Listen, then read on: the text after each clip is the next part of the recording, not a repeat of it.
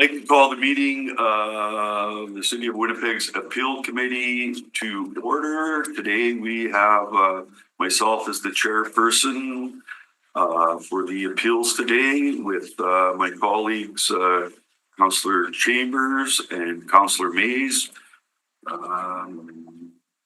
Councillor Rowlands will be probably coming in on the second appeal hearing. We are meeting here today on Treaty 1 land, which is the home and traditional lands of the Anishinaabe, Innu, and Dakota people. And also it is the national homeland of the Red River Métis. And we receive our water from Shoal Lake 40 in Treaty 3 territory. Also with us today, we have our planner, Mr. Chisland, and we also have with us today our senior clerk, Mr. Harris. And Mr. Harris, I guess you can start. If we could just get a motion to accept the minutes of the last meeting. Sorry. February 26th. Thank you, Councillor Chambers. You moved the motion and the minutes of the past appeal meeting. So moved. All right, all those in favor? Aye. Nobody's opposed. That is carried. Okay. In accordance with the City of Winnipeg Charter and the Development Procedures Bylaw, the process the committee will follow is the appellant will be heard first, followed by those in support of the appeal. Next, those registered in opposition are heard, followed by those registered for information. Finally, the appellant may return to speak in rebuttal to comments made. However, no new information is permitted. Please note that when your name is called, it is your opportunity to speak. However, you are not obligated to do so. For a more in-depth overview of the public hearing process and other information pertaining to what happens before, during, and after a public hearing, please consult the City Clerk's Department website. Please note that all public hearings are recorded and will be a part of the public record. Should you have any questions after the hearings have concluded, please contact the City Clerk's Department. Item 1 is an appeal against the decision of the Director of Planning, Property and Development to approve a variance for 235 Rutland Street under file DAV 103685A/2025B. Members of the committee, please note communication was received with respect to the appeal, which has been distributed to all members of the committee. At this time, I will turn it over to the planner for a brief overview. Good morning, councillors and Mr. Clerk. The subject property is located on the east side of Rutland Street between Bruce Avenue and Portage Avenue in the mature neighborhood of King Edward within the Assiniboia community and St. James Ward. 235 Rutland is 42 feet wide by approximately 101 feet deep with an area of 4,234 square feet. There is a one-story, 867 square foot single-family dwelling built in 1912 with a parking pad at the rear. The proposal is to maintain an addition at the rear of the dwelling that was constructed approximately 5 years ago. The addition is a continuation of the north wall, is 16 feet wide, 16 feet deep, 1 story high, and 256 square feet in area. The addition requires variances for the rear and north side yards, including the eave projection, and provides much needed extra living space. The structure was flagged by a building inspector in May 2022 for a building permit issue that required attention, as the rear addition was constructed without permits. This variance application is related to that requirement. It is recommended that the maintenance of the structure be approved as it is compatible with the dwelling and the neighborhood. The property is large enough to easily accommodate the addition. That concludes my summary. However, I'd be happy to answer any questions. Thank you. Questions, colleagues? Yeah. Go ahead. So this, I mean, we've got a bunch of these on the agenda. So no permits on this one? No, not as of yet. I think there was a process started, but it was incomplete. And do we know when it was built? Approximately 5 years ago. And staff are supportive of the Yes. variances? Yes, we're supportive of the variance application.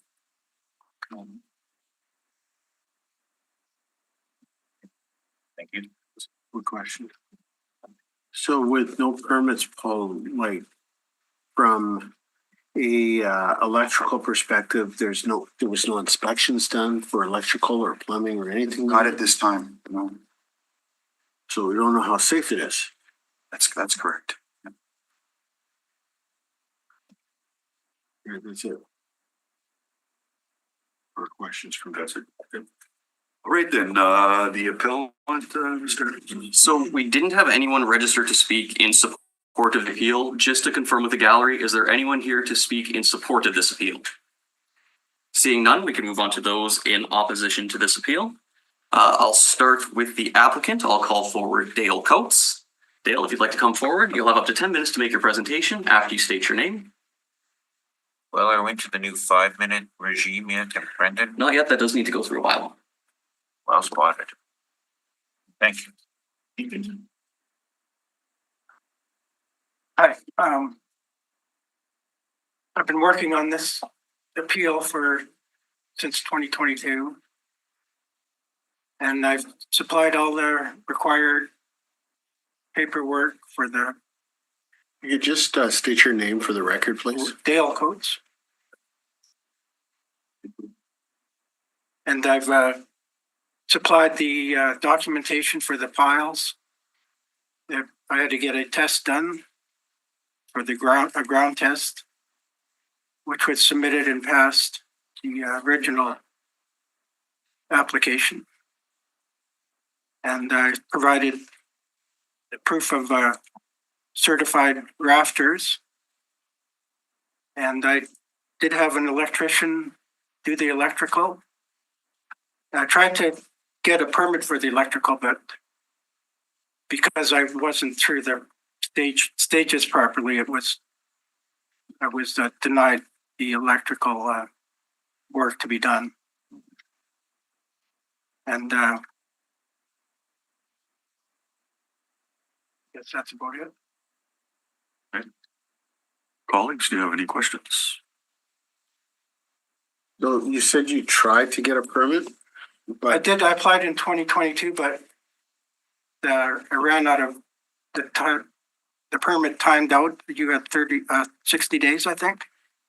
I wasn't able to obtain a engineer that would take it on. so you were the owner of the home that built this addition? I built it myself, yes.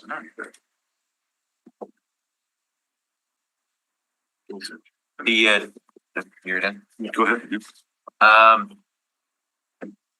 As I understand it, I don't think it's been referenced yet, but various neighbors, I don't think we have neighbors registered in opposition, but we have neighbors who are supportive of this. Do we have Yes, I that? went around to 6 neighbors earlier this year, or last, and got 6 signatures from 6 surrounding neighbors.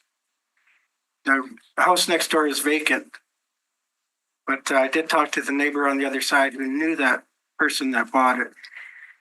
So they were aware of the appeal process. Paved back lane? Yes. Paved back lane? Okay. And I submitted some pictures. I know the back lane, I had a fence before that was too close to the lane. And I've since moved that fence back about 3 feet. How many feet? 3. 3 feet? Yeah. Okay, we're good. Yep. Okay, I have no questions for you, sir. You can take a seat again and see if anybody else is here. And so, Okay, thanks for listening to my case. Okay, next in opposition to the appeal, we have Sean Dobson.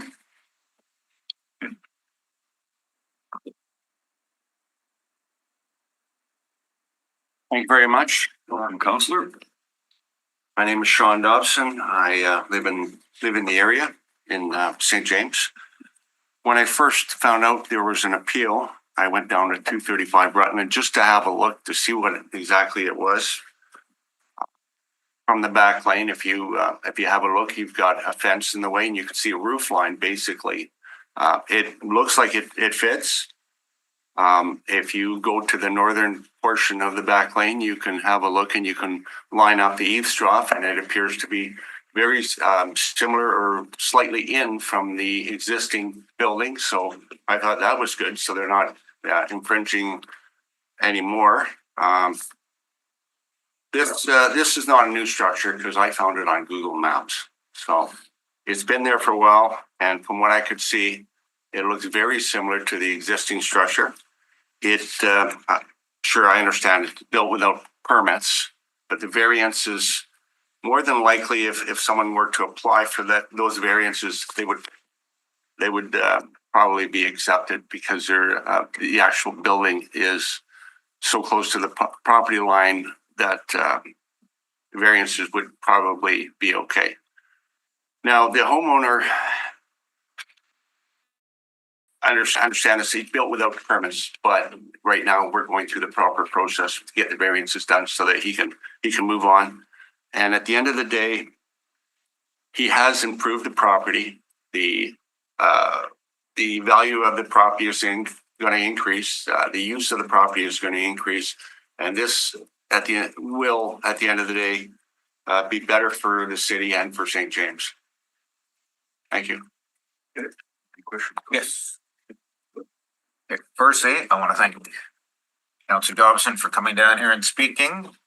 I wasn't sure which way he was going to speak when we walked in the door here. I didn't really care which way he was going to speak. My frustration was last year we had a hearing on a structure in another ward that didn't have permits.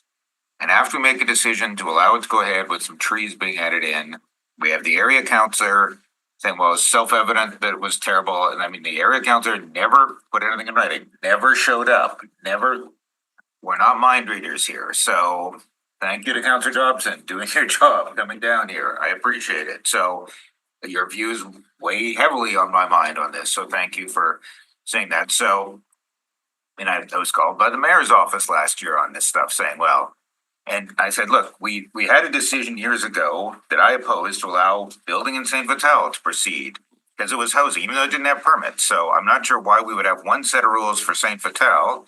You can build without permits, and you have another set of rules in other wards. So fine. So I appreciate your input on this. And, you know, yeah, I think I share your view that this isn't creating a great controversy with the neighbors, we know it's not creating a precedent because we've already had the one in St. Vital where people build without permits. And later I was told, well, two wrongs don't make a right. Well, how was I supposed to know that was a wrong if no one agreed with me at the time that we should be enforcing the permit? So since we're not doing that, fine. But anyway, thank you for your delegation on this. So this is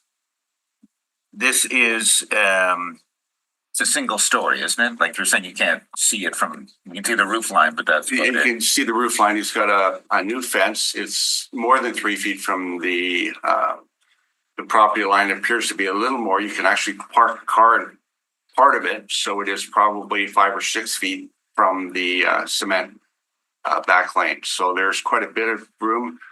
And so I couldn't really see too much of the actual structure from the back lane. okay.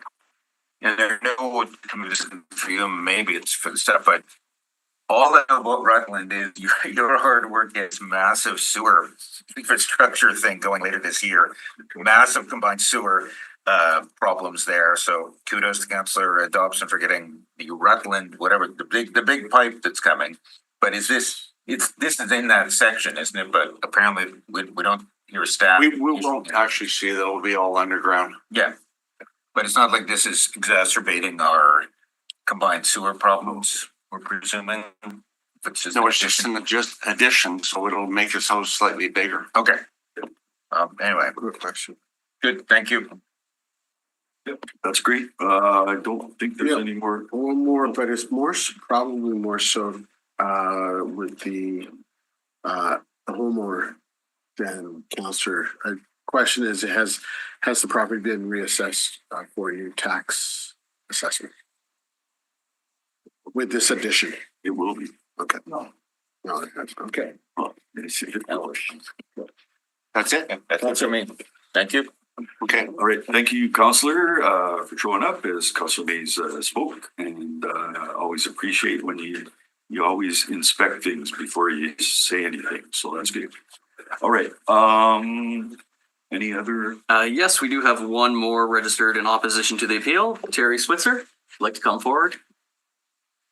Up to 10 minutes to make your presentation after you state your name. I'm Terry Switzer. I live on Rutland Street. And I just wanted to bring up the building practices. I know this is what we're talking about, getting permits and so on and so on. If I want to do some work to my house and hire someone to do it, do you have lists of the inspectors, the building inspectors who inspected those fill-in houses they put in? You don't really ask questions on. My concern is that if I want something built, any of those inspectors that inspected those fill-in houses, I don't want them inspecting anything in my house or on my property. Because those houses in 3 years will be boarded up. They're junk. There's gaps in the walls. You can see outside. I never seen anything like it. I don't know how that happened. Okay, point of But, order. Is this it's a a real critique, bad is this a situation. critique on our city staff, or are we here on an appeal? Yeah, you're here to speak about the. Well, it seemed that the appeal should be denied. It seemed that when anybody complained, I know of the complaint to the city about what was going on the street. They ruined our boulevards, Sir, ripped up our sidewalks. sir, if you're not here to speak to the reason we should deny the appeal, I think that you should step down. Okay, thank you. Sorry if I. So that concludes those we had registered in opposition. Just to confirm, is there anyone else in the gallery who would like to speak in opposition to this appeal? Seeing none, is there anyone who would like to speak for information on this appeal? Seeing none, so at this time we could go for questions for the administration. Any more questions, colleagues?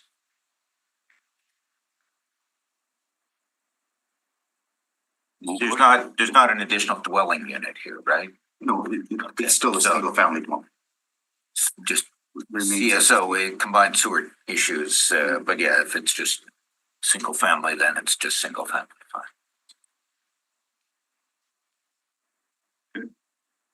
All good? Yep. All right, colleagues, entertain a motion. Yeah.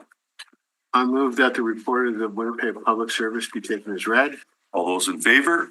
Nobody's opposed, that's carried. I move that the receipt of the public representations be concluded. All those in favor? I Nobody's opposed, that's carried.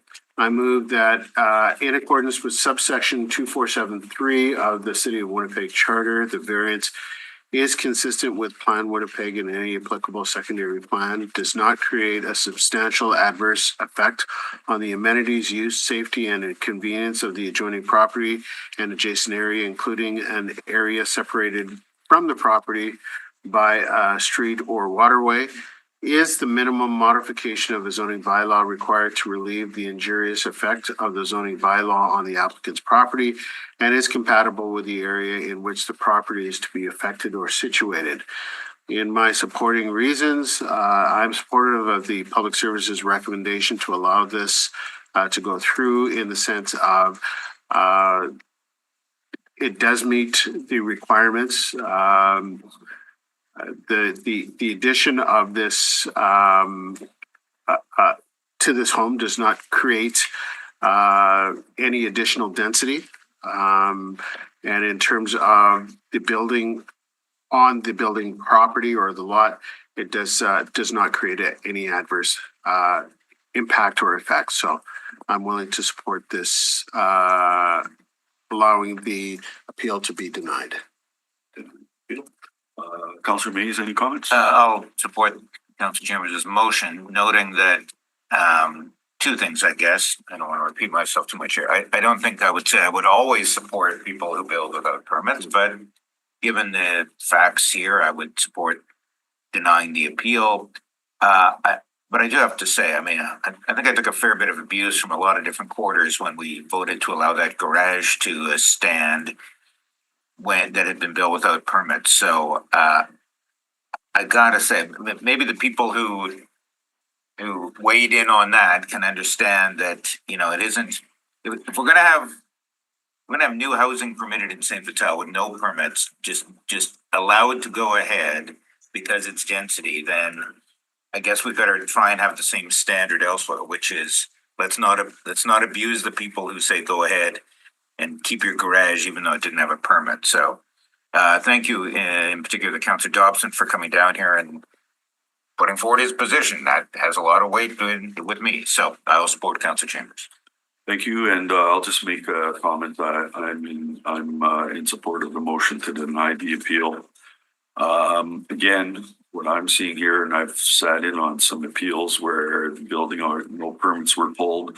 Regardless of what you may personally think the rules in this city are that you pull permits when you're going to expand your house, add a garage, or tear down and put in a new garage or anything like that. Those are the rules, and they should be followed. Anyway, I'll call the question. All those in favor? Aye. Nobody's opposed. That is carried. I move that the appeal be denied and the decision of the Director of Planning, Property and Development be concurred in. All those in favor? Aye. Nobody's opposed. That is carried. I move that the variance order DAV 103685/2025B be canceled. Confirmed. Confirmed. Confirmed, yeah. Confirmed. Confirmed. Yes. All right, confirmed. All right, all those in favor? Aye. Nobody's opposed. That is carried. Thank you. One more motion there. Sorry? You got one more motion. No, there's on to the second one there. That we'd be moving on to the next. 901 Day Street. No. You have a motion. You didn't. Public hearing be concluded. Did you Oh, get yeah. that one? Thank you. Oh, okay. I move that the public hearing with respect to this appeal be concluded. Right, all those in favor? Aye. Nobody's opposed. That is carried. Thank you, Councillor Chambers. Councillor Rollins. Is Councillor Rollins available, or? I haven't heard, but I can certainly check in if the committee does want to take a brief recess. Sure. We'll just take a brief recess because she can't come into the middle of a hearing. Take a 5 minute. Yeah. I'd like to call the meeting of the Appeals Committee back to order in order to hear a combined hearing. Mr. Harris. Item 2 is an appeal against the decision of the Director of Planning, Property and Development to approve a conditional use for 901 Day Street under file DCU 269107A/2024C. In accordance with the City of Winnipeg Charter and the Development Procedures Bylaw, this is a combined hearing, and the following item will be heard at the same time. Namely, item 3 is an appeal against the decision of the Director of Planning, Property and Development to approve a variance for 901 Day Street under file DAV 253396A/2024C. Please note communications were received in opposition to the appeal, which have been distributed to all members of the committee. At this time, I'll just pass it to me. I just want to make a comment for everybody in the room or anybody watching on Zoom today. We are only referring to this as a over 12 bed social service facility. The specific use will not be spoken of, and we can hear from our planner now about 901 Day Street. Sure, I'd be happy to. Thanks, Councillor. So 901 Day Street is located at the northwest corner of Whittier Avenue West and Day Street in the Victoria. We underway? Just very, just one. Oh, did you jump in this? not at this time. Sorry, Sherry. No, I'm sitting. Good morning. Sorry, we Yeah. started it already. So 2 minutes. sorry about that. We have one more hearing after this one, so.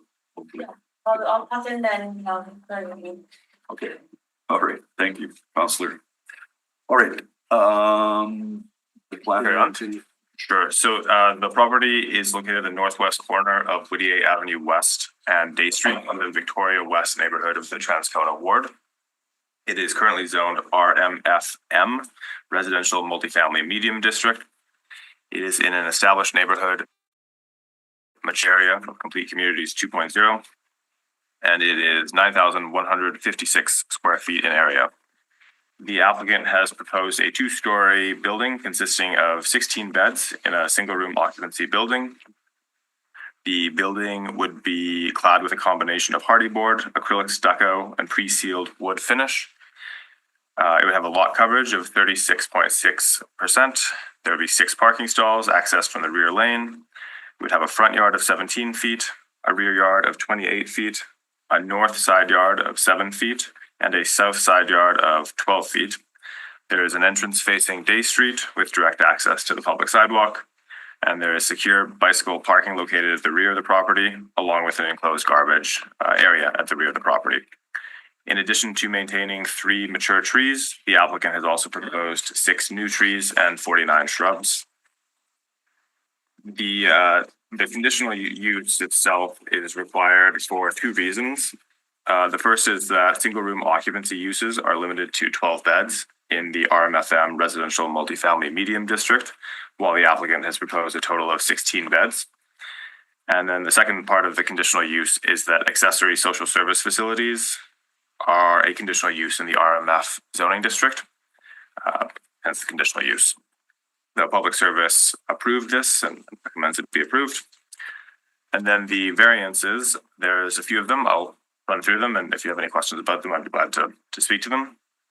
So the first variance is for a front yard of 17 feet instead of 25 feet. Then there is a north side yard of 7 feet instead of 10 feet. A south corner side yard of 12 feet instead of 20 feet. And then there are variances associated with the establishment of an accessory parking area, requiring parking spaces accessed directly off of a public lane instead of a driveway or a parking aisle, and insufficient buffering of a parking or loading area located within 20 feet of a side or rear lot line adjacent to a residential district. The public service is supportive of all the variances and the conditional uses. Happy to answer any questions. Colleagues, who wants to go first? I have a question. Go ahead. Thanks. Well, I'm sure the goals of the project are commendable. I am troubled by, there's a paragraph as part of the rezoning. In 2020, the property was rezoned. As part of the rezoning, a zoning agreement was entered into requiring that the final plans be approved by community committee, and that the maximum building height be 35 feet fine, and that a maximum of 12 units be permitted on the property. So I have to say I'm troubled by the applicant agrees in 2020. Okay, I've got the rezoning, but I'm going to limit this to 12 beds. And 4 years later, 5 years later, I'm not sure when this was filed. Applicant says, well, no, actually, I don't want to live up to that. I want more. And the city staff say, yeah, okay, right. We have all these, we set these rules, we have all these variances, but this is actually, is it a different player here? Did the land flip or something? Like it just seems to me like different counselor, I give you that, but I don't seem to have Counselor Wyatt here, but why is that acceptable? You sign an agreement to limit yourself to X, and then you come forward a few years later saying, no, actually I'd like more. And the staff to say, yeah, fine. I think the two-part answer to the question. The first part regarding who the applicant was at the time of the zoning agreement compared to now, I would wait for the applicant to come up and answer that part. But regarding, I think sort of the core of the question is why have we enabled 16 units here? That is the core. There's a distinction between a dwelling unit and a single room. Okay. The point being, a single room, there are shared, there are communal facilities for cooking, for laundry, these sorts of things that are also required to live in a building. And the beds themselves are regulated separately. They're not considered a fully contained dwelling unit. So based on that, they are in compliance with their zoning agreement based on the way that we define a bed versus a full dwelling unit. Okay, no, that's okay. So they could have put up a 12-unit apartment or condo or something, and they would have been capped at that if they were all full dwelling units. That is not the play here. The play is not individual units, but rather okay. Yeah, good answer. Thank you. Of course. Councillor Chambers. Yeah, just to confirm again, it's more of an open concept or an open space concept? The, I think that, so I believe the applicant is here and they can really walk through the architectural designs, but the way that this would be regulated is that, yes, like the sleeping quarters would be more self-contained for individuals, but there would be a bunch of shared facilities required for the other core parts of making a space, a living space, that are shared among folks that are there. Okay, I have, so Day Street's rather busy. There's a front approach that's like a drop off, or where is it on the north side yard that this front? That's, yes, there's on the east, the east property line is the front yard. So that's Day Street. There is a front approach there and the applicant does not intend to keep it, and it would be required to be sealed up. Well, they're not keeping that, okay. So all access for motor vehicles are at the back. That's correct. Yeah, parking is off the rear lane. Yeah, and there's probably no parking. Is there a stop sign on Day Street at Whittier? I will take a look right now and confirm for you. There is a stop sign if you're traveling. Yes, yeah, there's a stop sign for at Whittier when you're merging with or arriving at Day Street on both sides. Both sides. Okay, so it's a through on Day Street itself. Okay. Yeah, Day Street is the north-south. Yeah. No traffic control. Technically Transcona Main Street. So Right. Yeah, exactly. okay. All right. Then if we're ready, Mr. Harris, can you call the appellant? Okay, so we did not have anyone register in support of this appeal. Just to confirm with the gallery, is there anyone here in support of the appeal? Seeing none, we can move on to those in opposition of the appeal. First, we'll call forward the applicant, Chris Gilmore. Chris, if you'd like to come forward, you'll have up to 10 minutes to make your presentation after you state your name.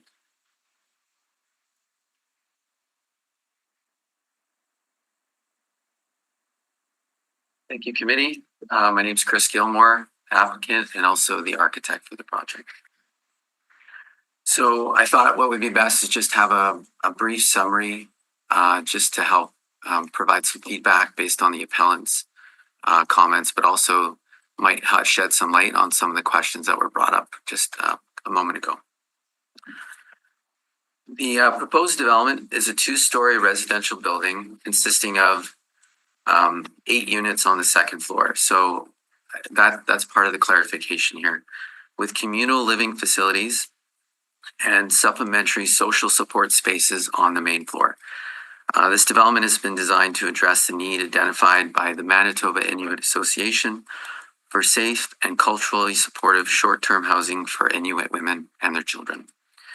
The 8 residential units range in design, and they support support 12 and a maximum of 16 beds.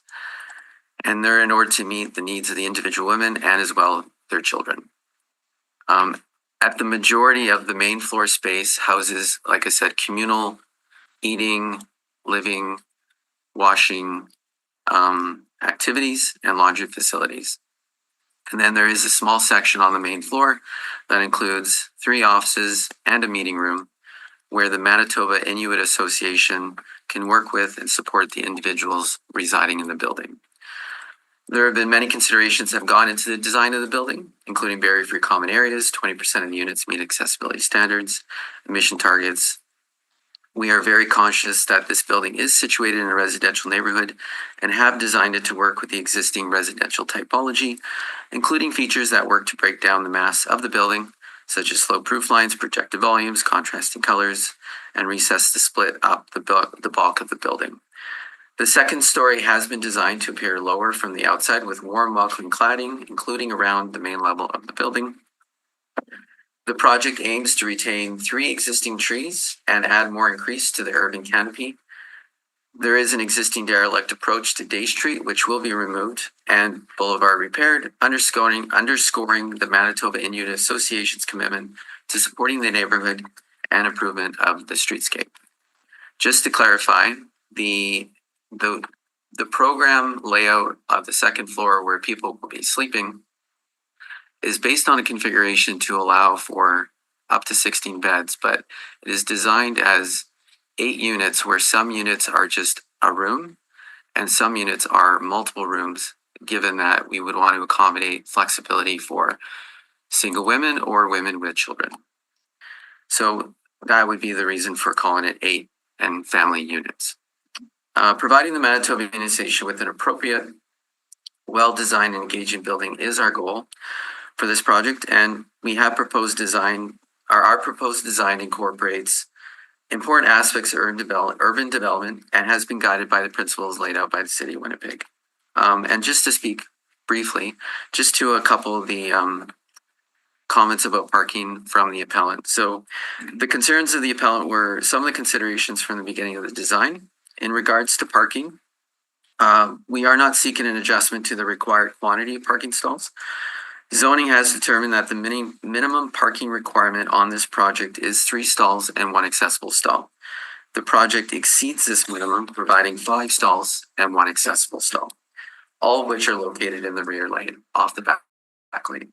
Additionally, inclusion of bicycle parking, proximity to amenities in downtown Transcona, the property, of course, being situated beside an active transportation pathway and a primary transit corridor located 200 feet away, make this location ideal for expected low auto ownership rates of the shelter residents.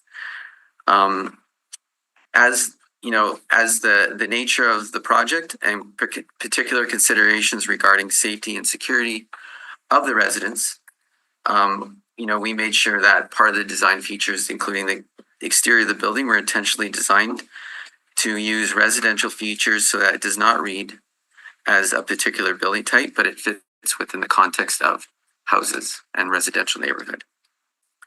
The layout of the building has all residential units on the second floor, and like I said, communal living on the main floor. This layout is intended to foster a sense of community and safety among the residents. This is not a drop-in, area or anything like that.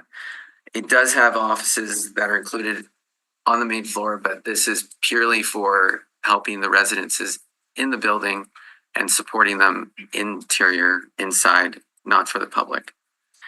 A security office is included at the building entrance to ensure safety of the residents and address any concerns that may arise. The building has been designed for 24/7 security and monitoring with security staff on site. And we just to clarify, there was some conversation about the previous development that was approved.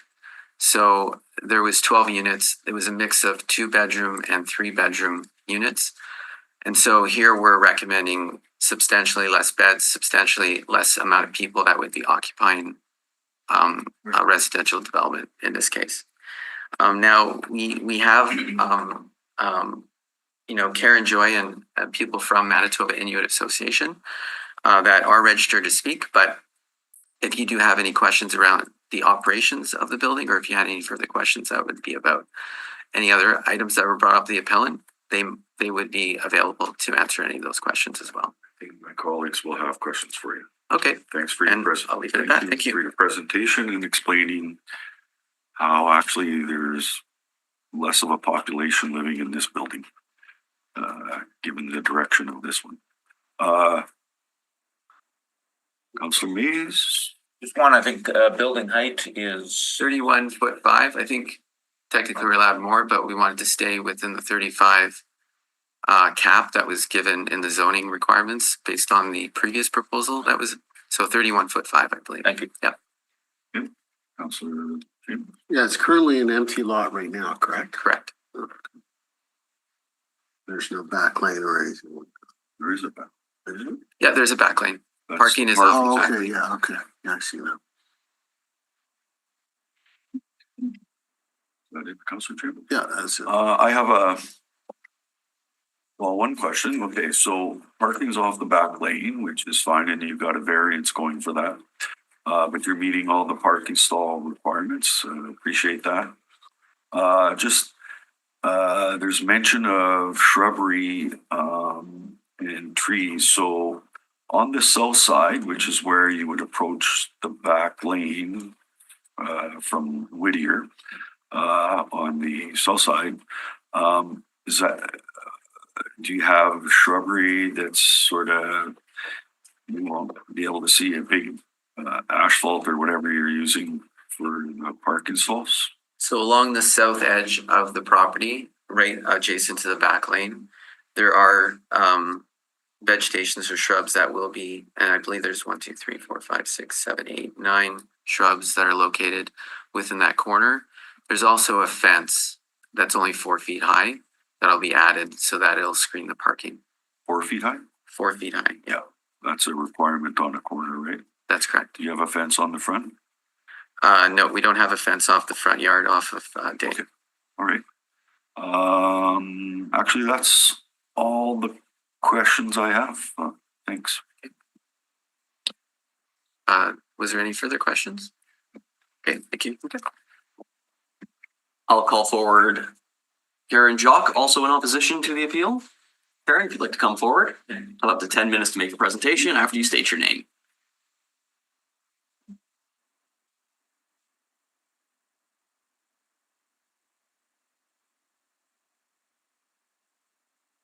Good morning. My name is Karen Joy Jakes. Thank you for having me today.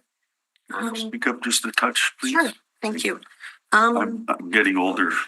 My Okay, ears I'll aren't so great. thank you.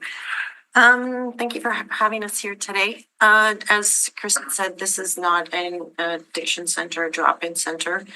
It's going to be professionally managed and led by our Inuit IQ principles, living in harmony and peace with the environment and the people around us and respecting our neighbors. This facility will be supporting women and children, providing them a safe environment to guide them through their journey into healing and living. So this facility has been supported by CMHC and many other organizations within Winnipeg. And we've followed strict guidelines in the development of the operations as well as the design and services of the facility. Staff on site 24/7 and management will be available 24/7 with the operations. Limited visitors on site. Our goal is approximately 8 to 10 occupants at a time to allow for a peaceful space for within the neighborhood and within the facility. We will be a positive addition to Winnipeg and the community. And it has been proven by other organizations that it brings much benefits and a positive effect on the areas in and surrounding. So we are going to be part of a community. We want to be good neighbors, and that is our goal in our management style. And that's, thank you. Thanks. Questions, colleagues? Any questions? No, okay. I just wanted to express my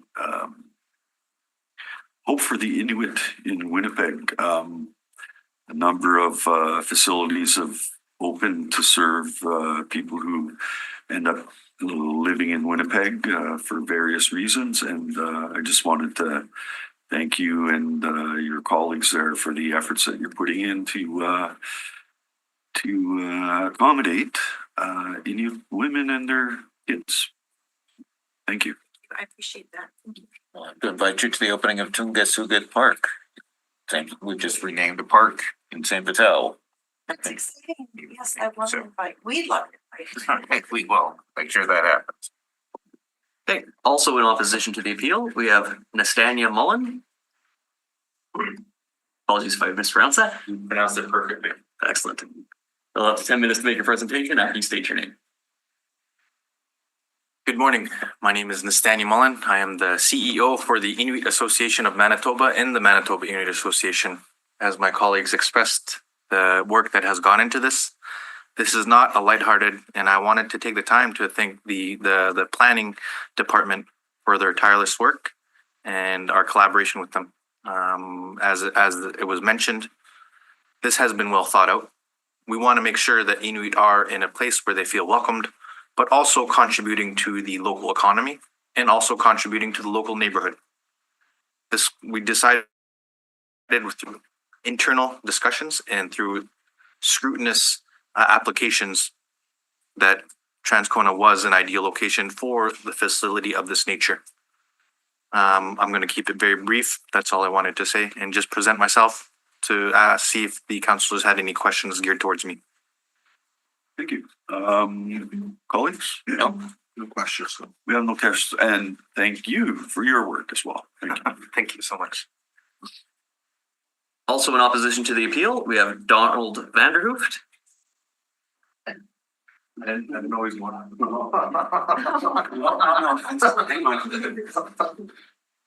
Good morning, I'm Don Vanderhoft. I do work at the Manitoba Inuit Association, but I'm also a longtime Transcona resident. I've been there since 1976.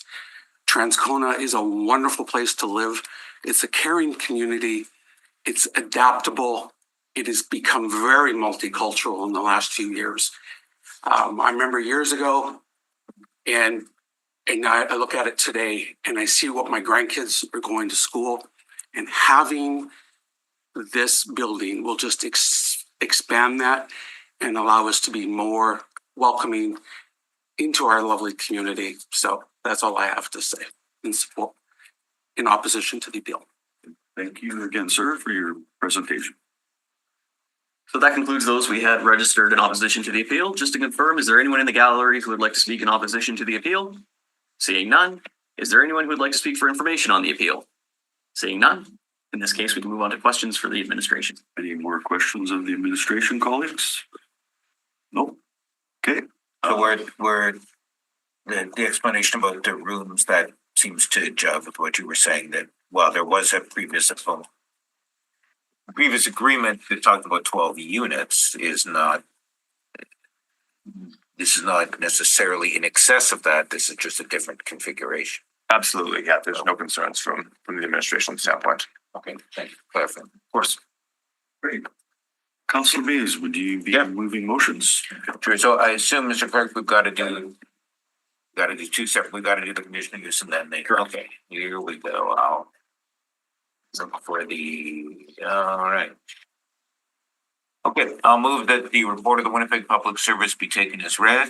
All those in favor? Aye. Nobody's opposed. That's carried. I'll move that the receipt of public representations be concluded. All those in favor? Aye. Nobody is opposed. That is carried. I'll move that in accordance. Councilor Edie, I need a bigger font here. It's age is kicking in. Okay, here now I can read it. That in accordance with section 254 and subsection 247.3 of the City of Winnipeg Charter, the conditional use A is consistent with Plan Winnipeg and any applicable secondary plan. B does not create a substantial adverse effect on the amenities, use, safety, and convenience of the adjoining property and adjacent area, including an area separated from the property by a street or waterway. And D is compatible with the area in which the property to be affected is situated, supporting reasons. Yeah, we've whoever did appeal this didn't show up, so we've actually had a good presentation from the staff clarifying some of the technical issues about whether this is really an increase in the number of beds, and good presentation. I know we're not supposed to talk about the specific use of the property, so I won't get into that, but obviously this serves a need and a social good here without being out of keeping with the neighborhood. It sounds like from the drawings it's 31 feet tall, it's not even 35, so perhaps I'm getting into the variance, but in any event, seems like a good project, so I'll move. Those are my supporting reasons. All right. Any comments, Councilor Tremont? I echo Councilor Mays' comments. I will echo yours as well, Councilor Mays, but I just also wanted to make one more point. That property is sitting there vacant and is really nothing right now. And I'm glad that this facility is going to get built. They're moving along. Hopefully everything goes well in construction. So all those in favor? Aye. Nobody's opposed. That is carried. I'll move that the appeal be denied, then the decision of the Director of Planning, Property and Development to be concurred in. All those in favor? Aye. Nobody's opposed. That is carried. I'll move that the conditional use order DCU 2269107/2024 be confirmed. All those in favor? Aye. Nobody's opposed. That's carried. Move that the public hearing with respect to this appeal be concluded. All those in favor? Aye. Nobody's opposed. That is carried. You're gonna do the deed. Now to grind through the variances. All right. Here we go. So this is item 3. This is the variances regarding 901 Day Street. So I'll move that the report of the Winnipeg Public Service be taken as read. All those in favor? Aye. Nobody's opposed. That's carried. I'll move that the receipt of public representations be concluded. All those in favor? Aye. Nobody's opposed. That's carried. That in accordance with I'll move that in accordance with subsection 247(3) of the City of Winnipeg Charter, the variance is consistent with Plan Winnipeg and any applicable secondary plan. B, does not create a substantial adverse effect on the amenities, use, safety, and convenience of the adjoining property and adjacent area, including an area separated from the property by a street or waterway. C, is the minimum modification of a zoning bylaw required to relieve the injurious effect of the zoning bylaw on the applicant's property. And D, is compatible with the area in which the property to be affected is situated. Supporting reasons, same as previous. This is, the variances are not extreme here. I mean, really some of them quite minor. And it certainly for the project, and as Councilor Reedy said, it's a vacant property. So to get a social services facility approved and constructed there, this does not seem out of keeping with the neighborhood. So those are my supporting reasons. All right. Ditto, Councilor Chambers. Ditto. Yeah, same here. All those in favor? Aye. Nobody's opposed. That is carried. I'll move that the appeal be denied and the decision of the Director of Planning, Property and Development be concurred in. All those in favor? Aye. Nobody's opposed. That is carried. I'll move the variance order DAV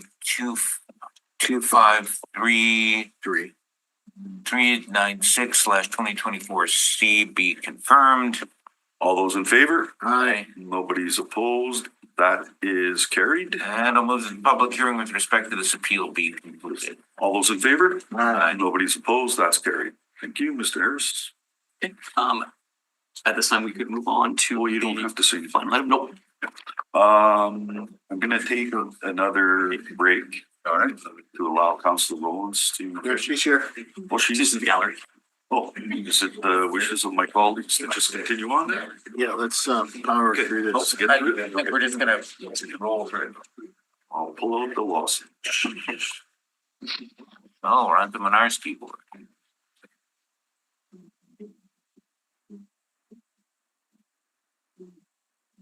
See how deep those lots are on Stella there? Oof.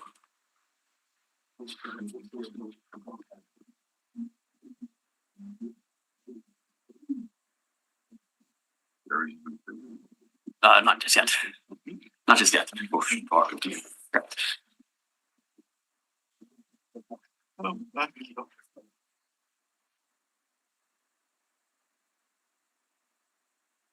Thank you.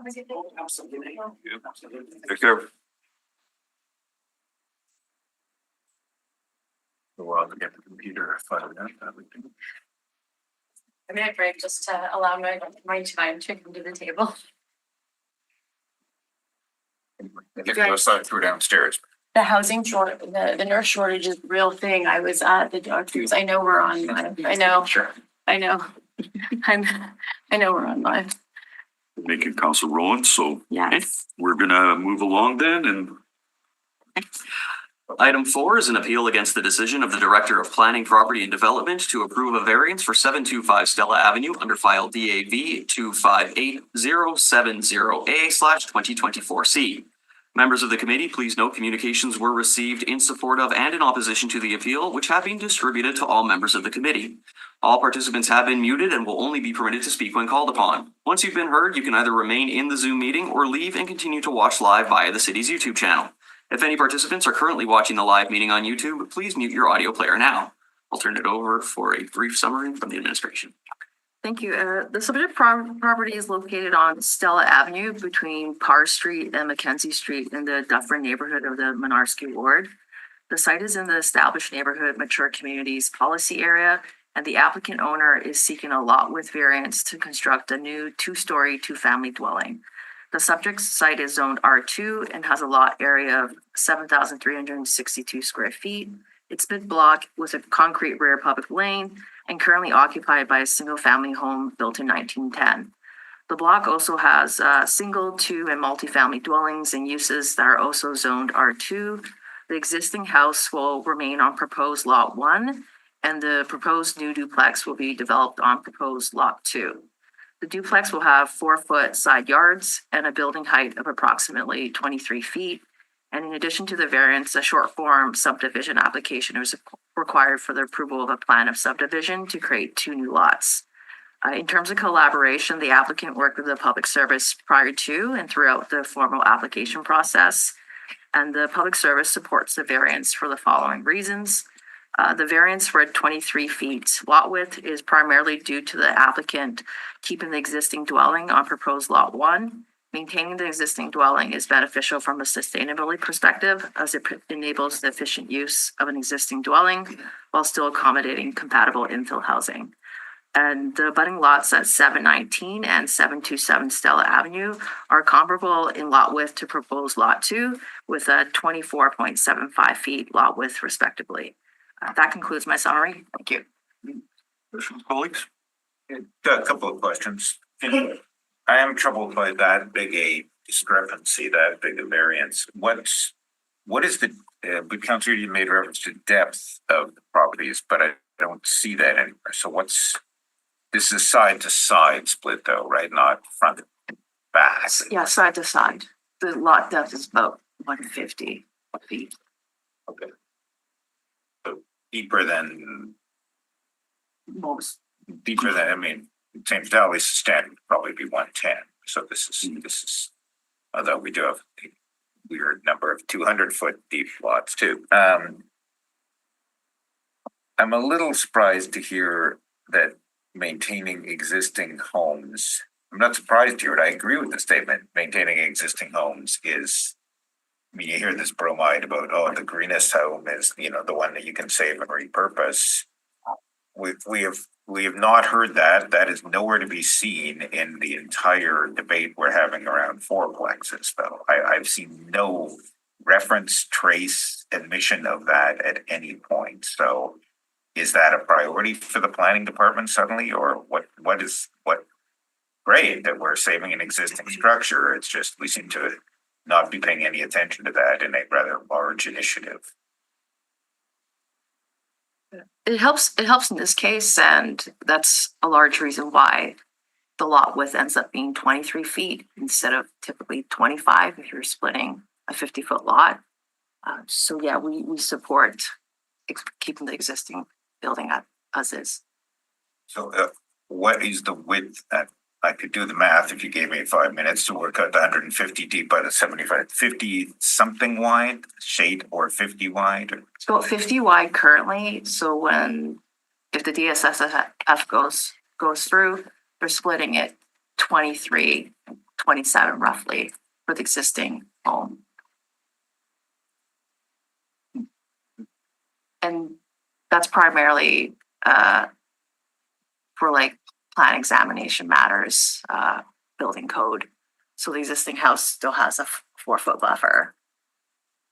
No underlying lot of record here that has some weird, I guess we wouldn't be here, would we? If that'd be a fair answer, we wouldn't need to be doing this if there was underlying lot of record. I am troubled by, I mean, we have, the whole infill guidelines was based on, okay, it's 25 or die, 25, you gotta have 25 wide. So why, I mean, I get it's extra deep here, I get that, but is the depth the sort of saving grace here? Or is it that the existing home is located in such a way that this? It's a lot of factors. It is quite comparable to the abutting lots and even the lots down the whole block. And then if you're looking at lot coverage, it's even it's about, I believe,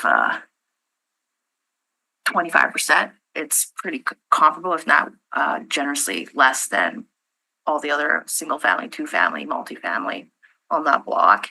And then, yeah, the depth helps too. It's pretty aligned with the neighbors. And then your front yard and rear yard setbacks are pretty comparable. It's within both the neighbors, in fact. Well, I don't want to belabor the point, but let's hear some evidence, I guess, or my colleagues may have questions. Yeah. Go ahead, Constantine. Yeah, so I'm looking at Google Maps here and I see 725 and I see 727 and 729. So is there, the plan then is to put another house on that same property where 725 is? Yes, just to the east of it, To the east of it. where And, those two large shrubs are. and maintain 725? Yes. So what is the distance between 725 and 727? It looks very narrow. Not a whole lot. Welcome to the north end. Like you can pass a salt shaker between the, Yeah, welcome to the north end.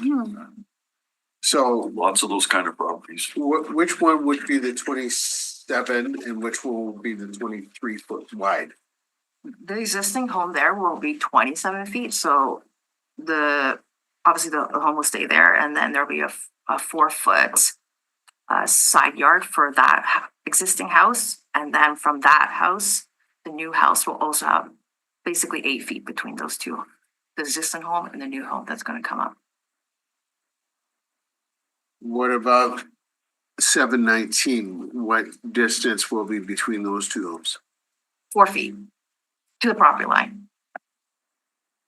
It's a very narrow house. Okay, thanks. Sorry, Mr. Chair, if I could have one more question. Yeah, go ahead. Is this a change in policy to allow the 23-foot wide property? I mean, we had an extremely similar situation on Kingston Row with guy didn't want to sacrifice his big tree, so he wanted to kick over the property line. He wanted to split. It looks something like this, but he could never get this. He could never get the 30-20 split or whatever he wanted because he was being told, no, you got to go 25-25. So is this a change in policy? The planning is now okay with lots narrower than 25. So for duplex in the infill guidelines and the PDO, the mature community PDO, the width actually has to be 32 feet. So we have secondary considerations that we look for, like site contacts, what's neighboring, and we were open to supporting a 23 feet wide lot width based on the local context, keeping the existing building, and then making sure that there would be that building space between the existing building and what would be the new building. So it ended up being 23 feet. And as I mentioned, what would normally be a 25-foot equal split subdivision, sorry. Yeah, I don't think the duplex enters into it with all due respect, but obviously you can do a 25, you can split a 50 into two 25s, no problem. And you're saying, well, here we're splitting a 50 into 27 and a 23. Okay, but it does, so it would depend on, I feel I should call the guy on Kingston Row. It's bugged me for years about splitting, and he doesn't want to sacrifice the tree. The tree is, dead on the property line. So, Could I just add as well to this? We try to avoid variances, certainly to the PDO. I realize it's context specific, but as a general rule, trying to maintain a consistent policy framework while also understanding that different neighborhoods have very different structures to them, whether that be the existing lots, the types of buildings that are on those lots, the existing zoning in them. And so those are sort of, as Troy was mentioning, those are the some of the core features that we're thinking about when we're looking at deviating slightly from what our standard requirement is for lot width. And exactly as Troy mentioned, the existing built form here, it is a very it's an older community with long narrow lots, lots of multifamily on it, and That is a long lot, I give you that. and so recognizing that this is perhaps a little bit unique from a 100-foot lot in or 100 by 40, and so that's sort of a lot of the background thinking that goes into why we might entertain a deviation from the zoning bylaw in an instance like this. I'm sure I told you when we're debating the fourplexes across the whole city and some bright blanket coverage that perhaps we should have a little more granular consideration. But thank you. I don't want to belabor the point. It's a good answer. I'm going to just engage one item here. I think there's a few around in the Dufferin. This is the Dufferin neighborhood. There are other neighborhoods adjacent, close by. What would the planners do in terms of if somebody was building an infill housing and they would need variances on a lot that was originally created to be 22 feet, for example, which I have those in my ward? How would you look at that and put a duplex on it? I believe it would be the same, looking into the secondary considerations and looking at again, the site context and other factors in the neighborhood on the block that would help us support, again, that deviation. Okay. So you may recommend to them to build a single family. I don't know. Anyway, I just wanted to point that out, that the North End and Point Douglas ward, in certain situations, we have these lots that were originally under 25 feet going back to the turn of the 1900s. Anyway, they do exist. So, all right. Any more questions? No. Okay. We have the appellant here. We do have the appellant here. Mimi Pontonaris, if you'd like to come forward, you'll have up to 10 minutes to make your presentation after you state your name. You just come to the podium. Appellant. Hi, thank you for giving me this opportunity. I live next door to 25 is the rental that is that it's an empty lot than my house. I am concerned with the two dwelling because you are maximizing your the rentals, and there is less single home that is around my area. I do have a house that is boarded up. A rental, the next block is boarded up. So I just see that we do still have it. I love the North End. I still do see that we are, honest and vibrant and a really good community. So I know that this building is going to be built for rentals. I am concerned that it is going to be very close to my place, that if there's a fire, if there's anything, in the North End, anything can happen, I am staying there because I do love my neighborhood and I just like to keep it friendly, family, obviously the person that is building beside me is not going to live there. And I am the one that's going to live there with my other neighbors that I spoke to. And I like to thank you very much. And I just like if you can take that into consideration, that we are real people who live in the North End and proud to live in the North End. And just want to let you know that take that into consideration, that I do have a 9-year-old and across the street, they do have children's. And I just want to let you know that it is concerning. It is being built for rentals. That's all, and thank you so much. Any questions? Nope. Mr. Chair, it is probably, She's still there? Or? she has gone back. Sorry, I left.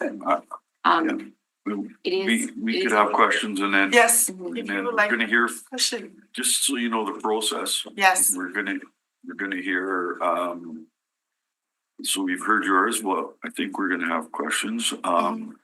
And I just wanted to point out that you'll hear the applicant and others who are opposed to the appeal. They'll come and speak. We'll have questions of the planner. And then you have the opportunity to come back and be hearing by rebutting anything that you may have heard, okay? Okay. And so do we have a question, Councillor Rollins, or No, Mr. Chair, that's question, what Councillor? I was seeking, a bit of procedural support for the appellant. Thank you. No other questions? I have a question. Just, it's kind of a, did you know, like, I hear about the problems we talk about almost every day in my office. But with this new building, you know that the sidewalls of a new building have to meet fire code standards that would help to prevent it from spreading to neighboring homes. Are you aware of that? Yes, but you know, I mean, how close is this gonna be beside my house? Like I was looking at the is the house gonna be built right on the line of the property, which is how, you know, like that's my concern as well. Is it gonna be land right is his on his border? Yeah, so we're gonna another did you know in this application, I'm sorry, you're what address are you? 719 Stella. You're 719. Right, I'll be right beside it. Yeah, and I'm not sure, is your home right next to the property line? With my husband, yes. How close is your house to the property line? What? If I could talk, I'd say it's right. Come to the table. You can We could certainly have you come forward. I would just need you to fill out a registration form. yeah, anyway, so just so you know, I don't know what your side yard is or where your house is built, but Yes. in this application, they have 4-foot side yards, which are the standard for these situations. They're not asking for a variance to go closer to the property line. They're actually following the zoning bylaw in that regard. So there's 4 feet from the wall of the house to your property line. And then whatever footage you have from the property line to your house, you would add that on to give you an idea how many feet away. So on the other side, they were saying that there would be 8 feet between, because there's a 4-foot side yard on the house on the other side. So 8 feet is pretty good. Especially as you know, in the north end, we have a lot of houses close together, right? Yes, of course, yes. Okay. So anyway, I just wanted to make sure you were aware they're not asking to narrow the side yard. It's It's going standard deeper, 4 feet. yes. Standard 4 feet. Okay. All right. I had a question too. Oh, yeah. Which I apologies to the planner, I misunderstood something earlier. So this actually, you're saying, look, a foot or two short of the width would be fine, but this is 9 feet short. And I'm realizing you're right in that this is a 2-family building being proposed. So it's a duplex that is up, down, or side by side? Up down. Okay. So this isn't, yeah, I may have to come back with more questions for the planners then, but so, yeah, so this, but I guess really is more question for the planners. Did we change that requirement though between the infill guidelines phase and what we approved last year? Did we go from 32 to 25 for an up-down duplex? Keep looking at Dilton here. All right, sorry, there's 2 of us. Being double. Because otherwise, I mean, that's That isn't the difference between 25 and 23, it's the difference between 32 and 23, and that, I mean, you got more depth, I give you all that. That's a obviously more than a third deviation from, and so again, my earlier questions about the difference between 23 and 25 aren't quite right. You're really saying you're comfortable with this being 23 feet when the guidelines would have said 32 feet? I think that the answer comes back to similar rationale, being that there are, as I understand it correctly, there are duplexes on this street. Sorry, to take a step back, similar lot widths, similar built form in that there are existing duplexes and consistent zoning, which is R2 across the street. And so because there are existing duplexes on similarly sized lots, we took that into consideration when we considered the variances to enable a duplex here. So, all right, so quick question. Are you asking the yeah. appellant a question? No, the public's. Okay, you know what? We get to ask them questions after you hear from the delegations. Okay. Well, thank you. We will call you back to rebut at the near the end of the hearing. Okay. Okay, just to confirm, is there anyone else here who would like to speak in support of the appeal? Okay, seeing none, we can move on to those in opposition. We do have the applicant joining us over Zoom today. Chris Dick, if you could just unmute your mic, you'll have up to 10 minutes to make your presentation after you state your name. Hi guys, good morning. I'm Chris Dick. I'm the developer here. Looking to do the subdivision here at 725 Stella. I've been working with your team there. They've been actually really good to deal with, more or less.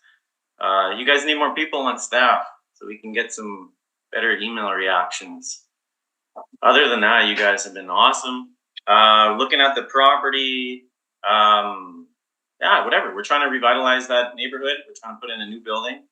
Obviously, as the developer, I'm trying to do what's best and try to bring the property values up for that area. Whatever. I'll build that duplex. We'll put a new home in there. Obviously, it meets all the infill guidelines. It meets the zoning requirements based on the different. Yeah. According to the infill guidelines, at least the ones that I had been working with the team from the city of Winnipeg, they were really good and helped me design something that will work really well for that space. The width part, we originally tried to do it as 25-25 and go exactly 50-50. But they were mentioning to me that they would really like to keep the 4-foot separation from the existing home on 725. So they really wanted to keep that 4 feet to the 23.5 feet. So that we're talking like the width of your laptop screen there on your desk. That's the difference that we're splitting hairs here on this lot. The reason for, you guys had mentioned in the beginning here, why are we keeping this old home and not tearing it down and putting a new one and building a 3-plex or a 4-plex on that? Reason for that is a year and a half ago, I gutted the whole thing from the inside out. And since then we've put in,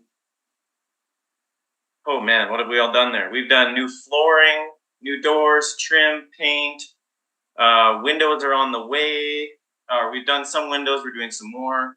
We've done a new furnace, we've done spray foam, we've done blown insulation in the walls and in the attic, meeting all the requirements. We've now upgraded the electrical, it's all been redone.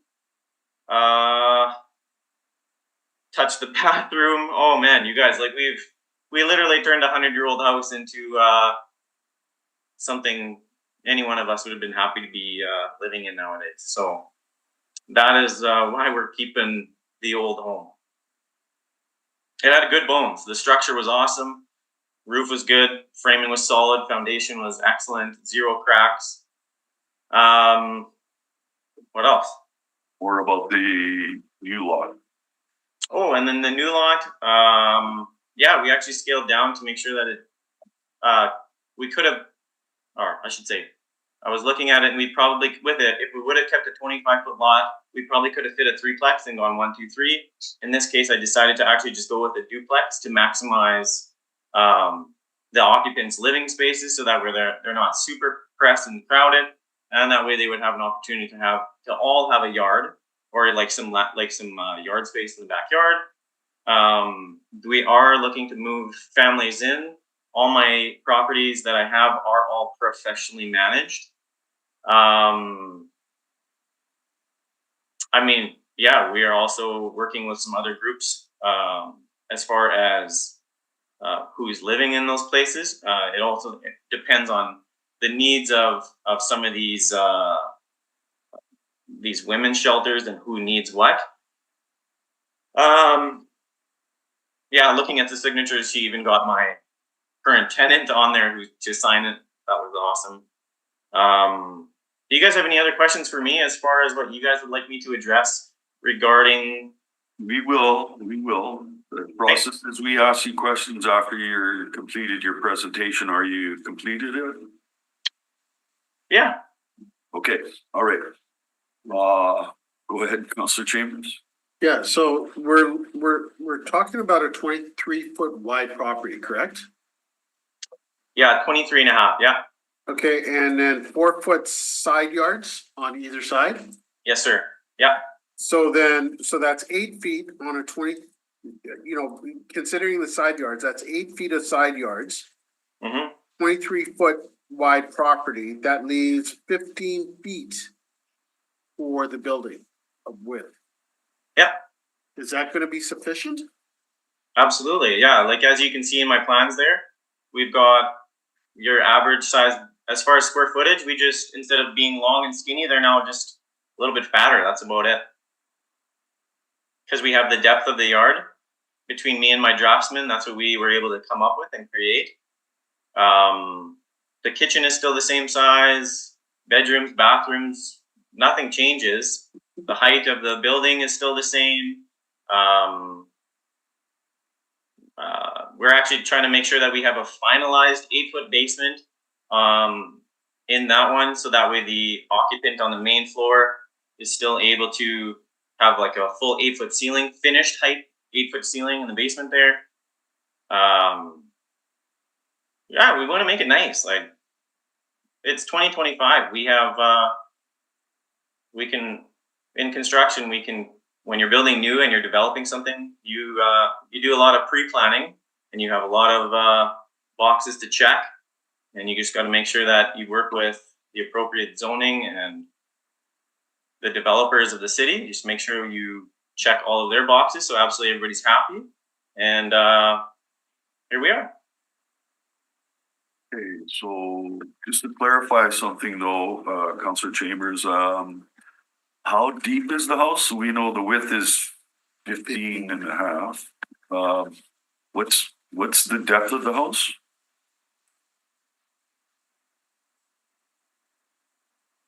Is it 60 feet deep or what is it? What is it? Is he still on? He's just checking. Yeah, he's on. Oh, he's checking. 47 feet. 47, okay, that's almost 10 feet deeper than my house. Okay. Questions, Councillor Lee? No? So I guess I'm just wrestling with, I don't think anyone's objecting to the existing home being saved. I mean, I think the trouble here is I'm thrashing around here trying to find when we transferred the infill guidelines enshrined them. If you have the month on that, that would assist me. But it's an up and down. It's being built as a duplex, right? Not as a single family home with a secondary suite. So what you're proposing to build is a duplex. Yes. And it's not side by side, which has certain rules. It's the up and down kind. Yes. Okay. And you're only 23 high, though. right? You're not needing a height variance here. No, I'm sorry, Mr. Chair, I'll keep looking for this. Questions, Councilor Rowlands? Okay, I just wanted to point out one thing with your presentation, Mr. Dick. It doesn't conform to the zoning bylaw. That's why we're here, having variances.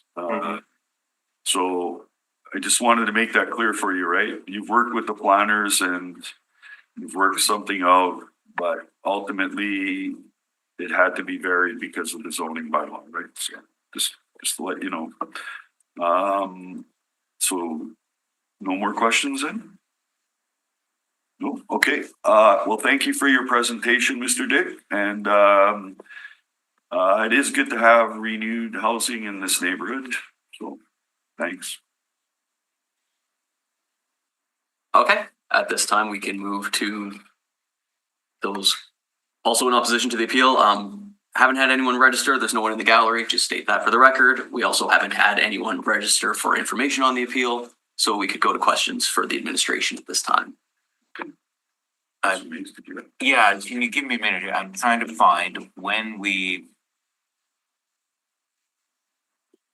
Councilor Rowlands was still chair of planning committee. There was a public hearing on basically moving the provisions about duplexes and triplexes, shifting them from being infill guidelines to being bylaws. So let me look through the amendments to the bylaw to find that. We'll raise that in just a moment here. I just need a minute.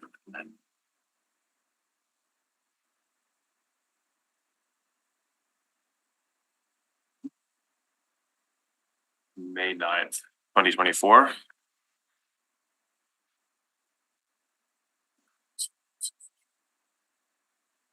Yes, of course, because Yes. it's a public hearing and I'm looking in the report section. Thank you.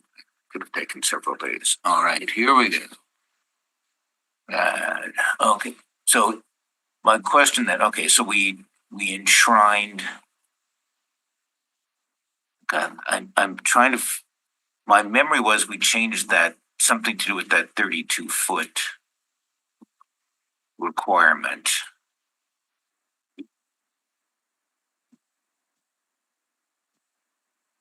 We allowed duplexes, if I may, Mr. Chair, on residentially zoned sites. A minimum site width of 32 feet and a minimum lot area of 2,880 square feet. I believe that is what we then, I'll look at the disposition, but I believe that that's what we then did within the disposition.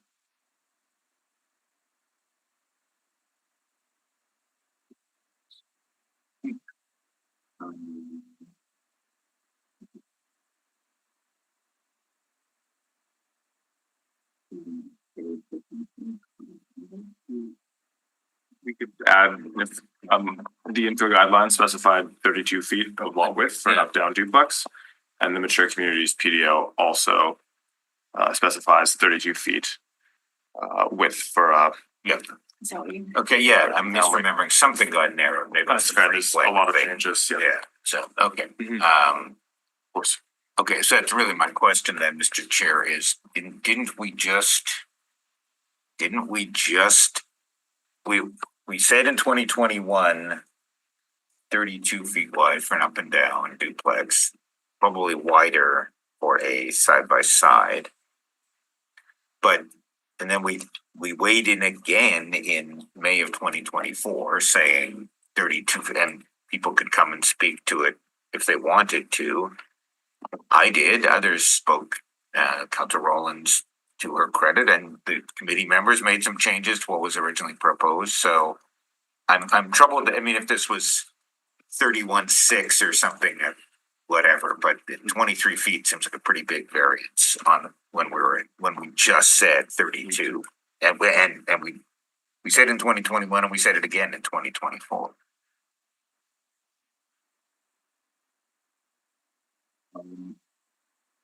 Perhaps that's more argument. It's not Perhaps the really a question's question. been They've asked and already, answered. Yeah. they're recommending. Yeah. I have a variance, question, so. like if I can reframe it and say, so we don't have, let other cities have the concept of a minor variance. We just provide variances in the city of Winnipeg. So perhaps you could speak to that and how you considered the variance based on the zoning bylaw. Is that might be a helpful question. Absolutely. I'm glad to speak to it. And if I'm misunderstanding the question, please let me know and I'll try it another way. You're right. After the lot width of this significance, it has to be processed as a C variance in this case, meaning that the department has the delegated authority to make a decision on it. Talk more about that a bit. Just a few sentences on that delegation. On the delegated authority and the thinking. Yeah. Sure, of course. So, different types of applications that the planning department comes across, depending on what somebody wants to do with their land. One of those types of applications is a variance. And variances are, if you were to visualize it, it would look like stretching the zoning bylaw a little bit, recognizing that some of the criteria in the zoning bylaw are quite limiting to what somebody can do on their property, because we recognize that not every lot in the city is uniform. And so with that in mind,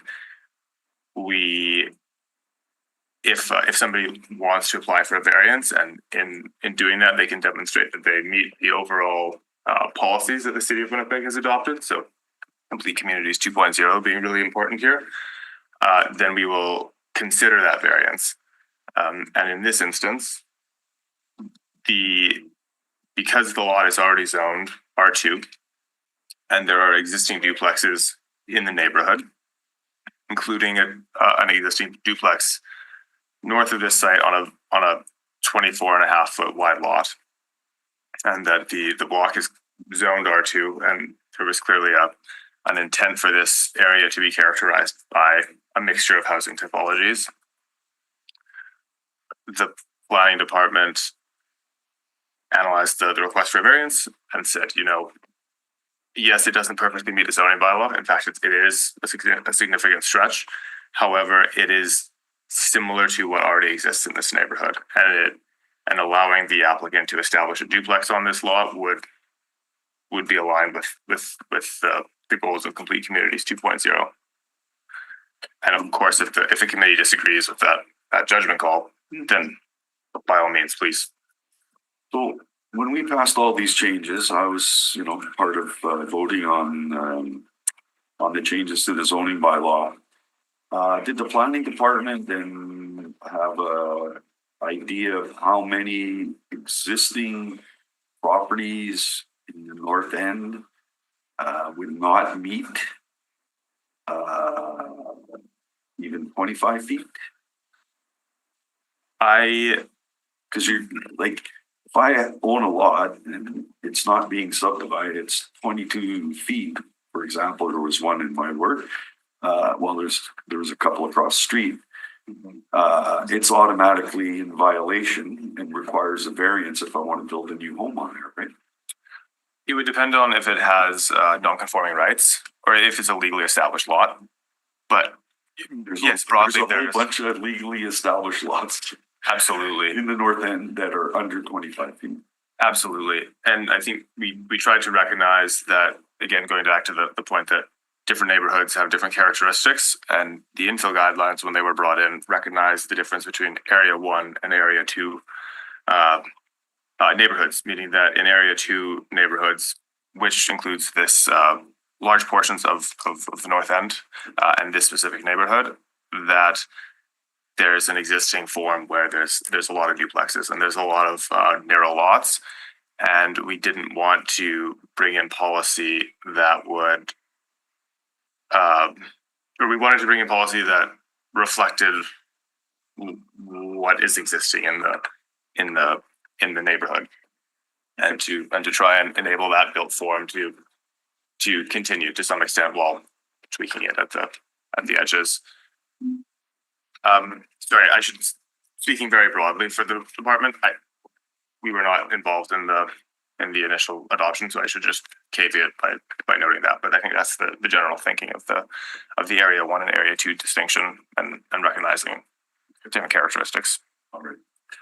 Okay, any further questions of the administration? Is there variance here on, I mean, I'm just looking in my own defense, when we did amend those transferring infill guidelines into bylaws, so last May, thank you for that, there was an amendment that said, under minimum lot area, delete the words 5,000 square feet per dwelling unit to 4,000 brackets, 2,000 square feet per dwelling unit where it butts a rear lane. But there's no variance here on dwelling unit size. I mean, That's right. They'd be required to have a minimum lot area of 2,000. I think It's just said 2,800 and something square feet. for a 2-family dwelling where the lot. Yes, that's right. there was way over that. This has Yeah. more than, Yeah, this they- has more than 20. Yeah. This would go back to the secondary considerations that Troy had elaborated on pretty effectively there. Yes, the lot width is smaller, but the lot area far exceeds what the zoning bylaw is requiring, and that's where the more subjective call comes in of recognizing the design, with the exception of the lot width, the actual site and building design all meet the requirements of the Mature Communities PDO.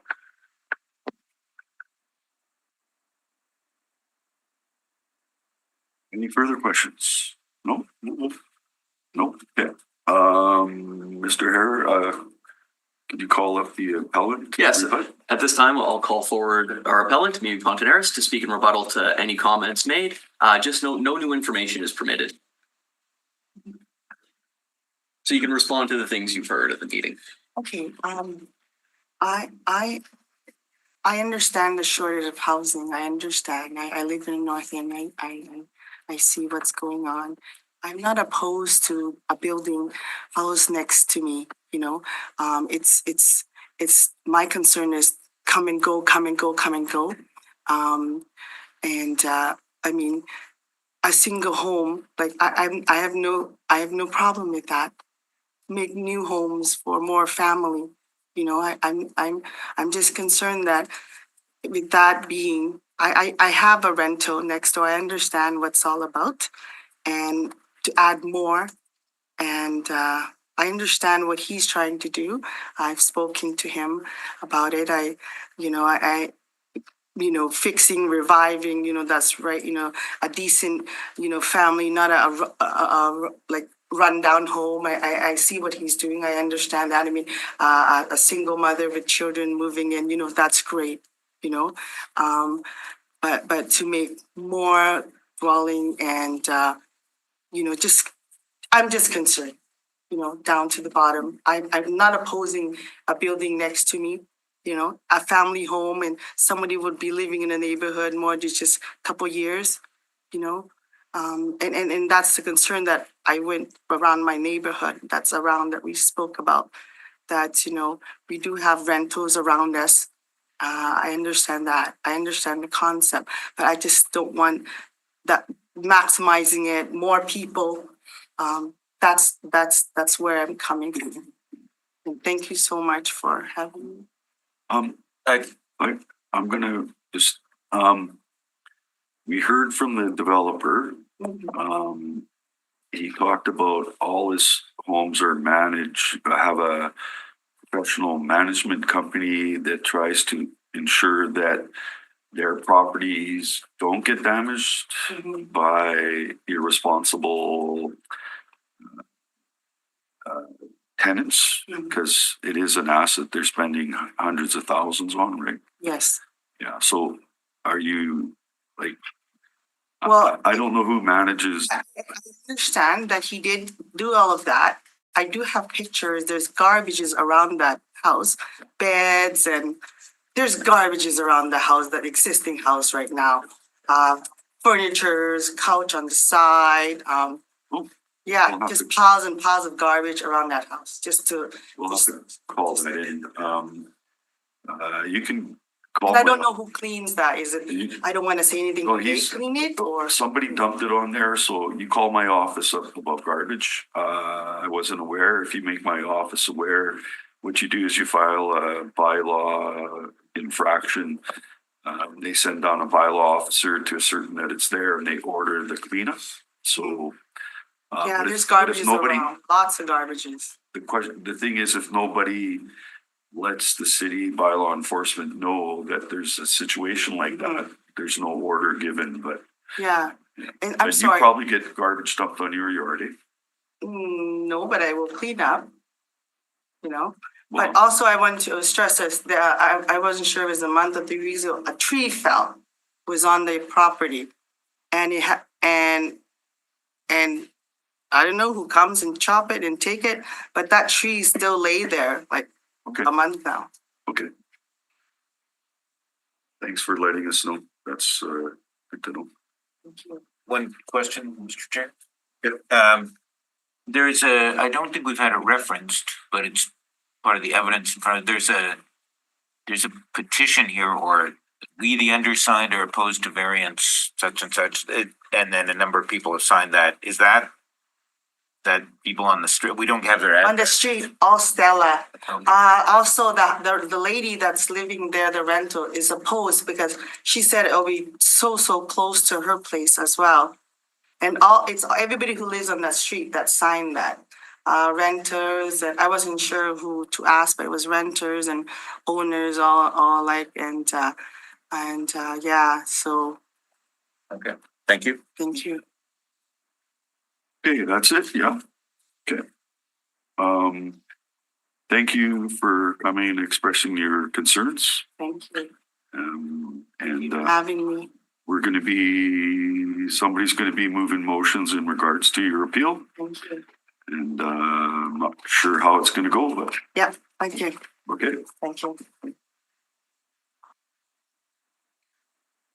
At this time, we can move on to motions. Yeah, colleagues, you feel comfortable moving it on? I'm comfortable to move something if most Yeah, others go ahead. want to. I don't know how we'll all land on this. Yeah, okay.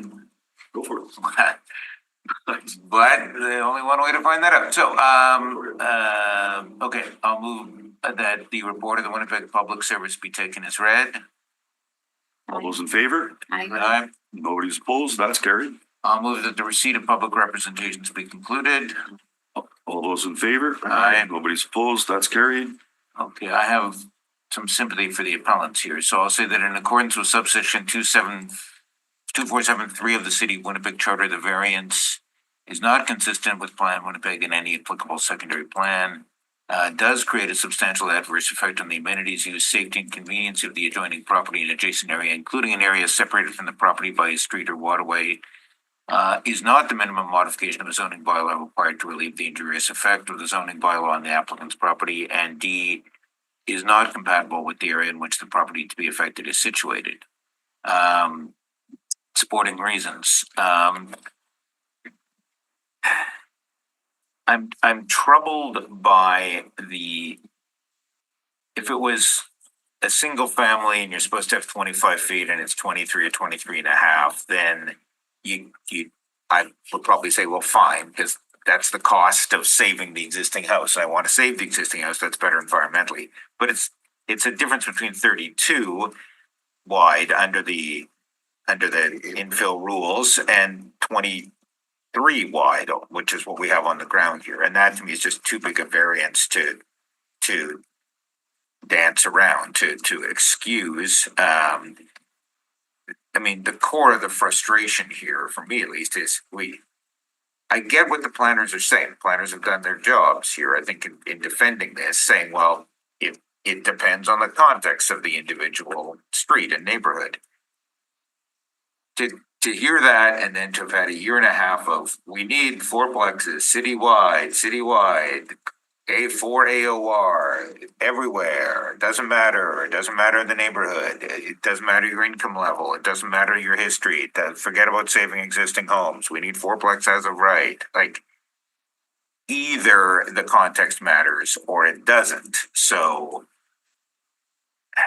like, I'm not, we there's always 6 inches or a foot on the side yards and stuff. You can always work with that. It's deep, not as super deep as some stuff in San Vital, but it's deep. I give you that too.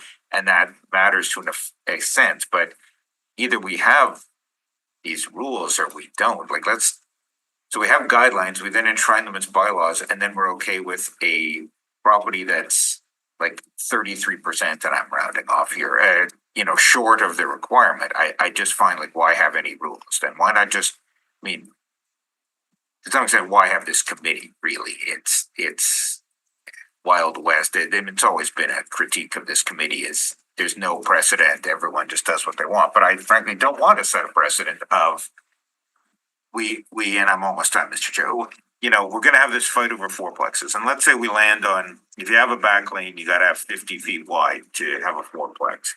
Well, what I don't really want is somebody with a 46-foot wide lot come in and say, well, now I'm going to split into 2 23s because you're okay with that. I'm going to put 2 duplexes in. Oh, so suddenly all of this fighting and this agony over you need 50 feet for 4 units. Oh, no, you don't. So not a precedent I want to set on a citywide basis. So for that reason, I would have sympathy with the appellant. Any comments before you vote, Councillor Rollins? Thank you, Mr. Chair. It's like you're psychically connected to me and you knew I had my hand up. I do appreciate the words, and I always appreciate, Mr. Chair, when Councillor Mays gives me credit for being Chair of Property and Development, a job I so loved. And I loved it because it was an expression of the housing priority. And in this report, I do think you find a really good discussion on Complete Communities Direction Strategy 2.0 that dovetails with the bylaw. That as Councillor Mays said in his own words, does a good job of explaining why we're here with the public service in favor with this with a duplex on an R2 lot, essentially. It is a bit, as I was pressing the gas this term on rezoning bylaws and did a ton of policy work, which, as everyone here knows, I love, and unapologetically so. The one thing that I wish we had have done is added in more form-based language. Because to your points, Mr. Chair, there is a form of the North End, just like there is in Lord Roberts, where you can pass a cup of sugar to your neighbor and barely leave your step. and I think that is something that, if I talked with the appellant, I think that she'd agree that's the neighborhood that she wants to live in. She came substantively, not with an argument against a particular form, but an argument in support of the vibe of the North End she so dearly loves. And I don't think that she came necessarily in opposition to a duplex in form because it's all over the neighborhood. I do think we heard a bit of rental prejudice here, which typically I call a point of order on, but it was gentle because it was to really include a point of the beloved North End and to really advance making sure that the next door neighbor is a neighbor that she can get to know and care about, which I just view as a protective, good neighbor presentation. What we see here is sort of, I think, a gentle density for the North End with some setbacks that are still in characteristic of the North End and the neighborhood. And so for those reasons, that I think it is supportive of the surrounding characteristics and the residential densities that you find here, that, the many arguments that are found on page 9, I won't be supportive of Councillor Mays's motion. I do appreciate that many people come to the public hearing when we're doing rezoning, including the hours and hours of work that councillors put in the time and attention on these dense policy docs. And so, you know, in part, I blame, you know, my own lack of creativity as chair to not add in the nuances that you do find in other zoning bylaws across the country, really, and really around the world, that talk about minor variances or talk about that form basis. I'm more of a fan of a form-based zoning, and I think we get closer to that when we have a public service that contemplates the bylaw and then makes the decisions that they did opposite it, which I would, you know, in other cities, they might call it a minor variance.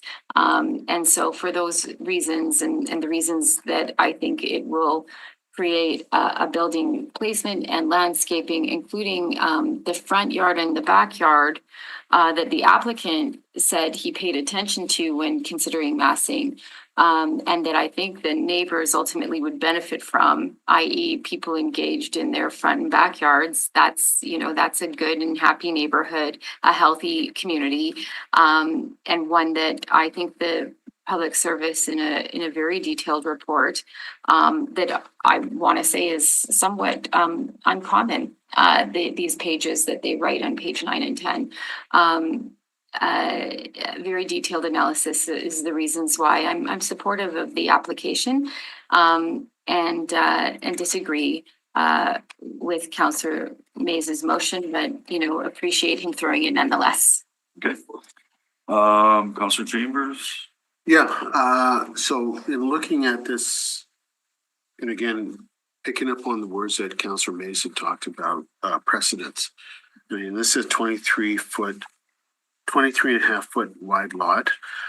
In looking at it from Google Map and looking at the property adjacent to it to the west, I'm going to say, it's very, very tight. I don't even know if there's 4 feet between the two houses. It's very, very tight. So there's it would be 727. Or sorry, 720. Yeah, 727. Stella is very close to 725. Well, it looks like yeah. So while they build things back. Yeah, while you know it's amenable for sharing sugar back and forth, when you look at things like, you know, snow melting or rainwater, it's going to have an impact on the adjoining property. Much like this new duplex will have an impact on the adjoining property during snow melt and rain and whatnot, even though you've got, you know, it's trying to maintain 4-foot side yards.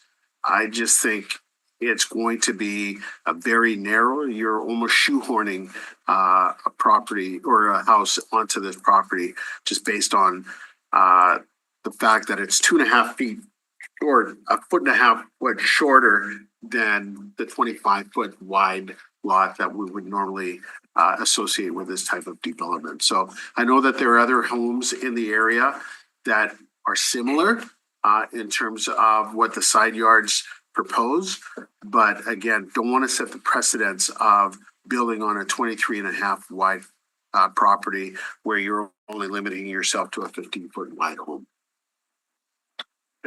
You're supporting the motion? Yeah, supporting the motion. Okay. I'll just make a comment. Yeah, that's narrow. But to say when all these zoning changes came in, there's an acknowledgement that there are less than 25-foot wide lots with duplexes on them, up-down duplexes. Sorry.